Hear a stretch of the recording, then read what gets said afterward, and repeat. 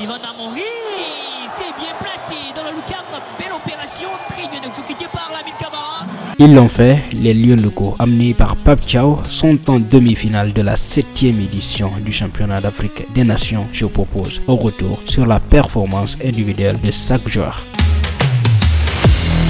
Entamons ce tour par le gardien Pape Mamadou Sy. Alors, exceptionnel match du portier sénégalais. Il a été décisif en réalisant 3 arrêts dans cette rencontre, dont une intervention très importante devant Mamadou Sy. Il confirme ainsi son regain de forme et a bien donné raison au sélectionneur Pape Thiaw, qui a préféré lui faire confiance plutôt que Fati. Il est sans doute l'homme du match côté sénégalais. Et puis Cheikh Tidiane Sidibé, lui, il a plutôt tardé à entrer dans le match. Il s'est montré passif sur certaines actions menées par les Mourabitoun. Il a néanmoins eu quelques réussites qui sauvent son match. Remplacé par Melo Ndiaye à la 80e minute de jeu, le défenseur d'Alax a été très utile dans les duels zaïriens. Cheikh Oumar Ndiaye, lui, il a plutôt lancé son match avec une très belle intervention sur Tanger. Serein, rassurant, le capitaine a su s'imposer dans les duels avec une bonne lecture de jeu. Notamment, c'est ça il faut retenir. Ndiaye, comme souvent, s'est montré très précis sur ses relances. Excellent match. Bravo à Cheikh Oumar Ndiaye. Et puis Ousmane Diouf, il forme avec Cheikh Oumar Ndiaye un duo assez solide dans l'axe central sénégalais. Là, c'est 2 garçons qu'il faut absolument surveiller. À l'instar de son compère, Diouf s'en est bien sorti dans l'ensemble. Il a réalisé de bonnes interventions comme son retour décisif devant Sidi Amar. Il a bloqué 2 tirs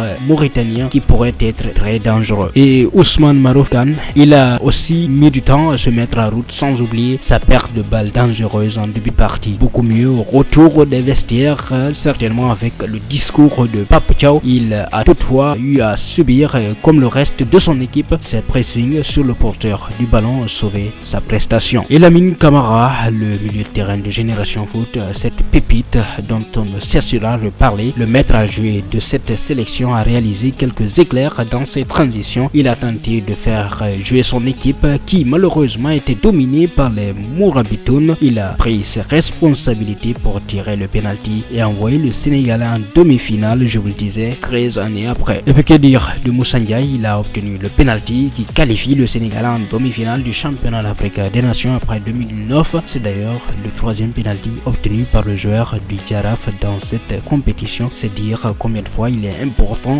dans cette équipe. Au-delà de ce fait de jeu, Moussa Ndiaye n'a pas fait le poids, souvent en position très haute. Il a laissé plusieurs ballons le filer sous son nez. Malick Mbaye également, l'ailier droit, a fait mal sur ses rares transitions qui malheureusement n'ont pas été exploitées. Intéressant dans la construction et sur ses replis défensifs, Mbaye a toutefois manqué une situation chaude qu'il aurait dû mieux lire. Cheikh Ibra Diouf, lui, il a fait ce qu'il a pu pour tenir le ballon, souvent esselé devant. L'attaquant de Guédiawaye FC a tout simplement passé une soirée très compliquée. Il en sort avec 0 tir et remplacé en toute fin de partie par Serein Mokhtar Koita, qui a eu le temps de montrer sa justesse technique, notamment à la 91e minute. Si ça passait, ce sera 2-0 sans faille. Pape Amadou Diallo, un match très difficile pour lui, malgré quelques percussions de balles au pied. On retiendra surtout son gros raté alors qu'il était seul face au gardien mauritanien à la 21e minute sur un bon centre de Malick Mbaye. Il manque le geste, ainsi même le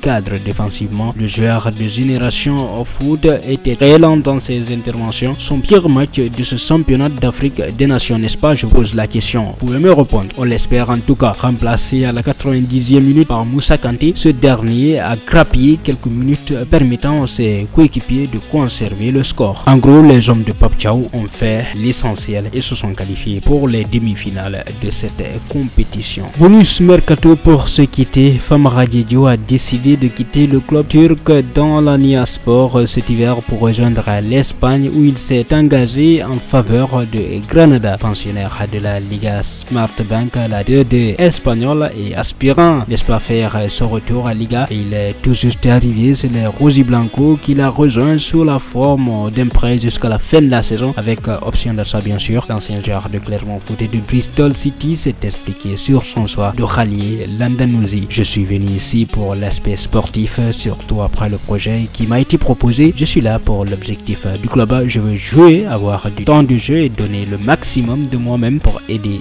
l'équipe à atteindre ses objectifs. Voilà ce qu'a a confié Famara Diédhiou, qui assure également que son expérience dans d'autres pays va l'aider à s'adapter au football espagnol. Bonne chance à Famara Diédhiou. Enfin, nous l'avons appris ce vendredi soir, Nicolas Jackson ne quittera finalement pas Villarreal pour rejoindre Bournemouth. Il va rester sur les sous-marins zone. En tout cas pour cette année, la visite médicale n'a pas convaincu le club anglais. Voilà, donc une première désillusion dans sa jeune carrière. Le sec est dû, n'est-ce pas, une blessure aux ischio-jambiers. Voilà donc le retour de Nicolas Jackson dans son club d'appartenance à Villarreal. Mais pour Diomansy Kamara, son entourage, bien sûr, ce n'est qu'une partie remise dans la jeune carrière du natif de Banjul, qui aura certainement d'autres opportunités d'aller monnayer son talent ailleurs.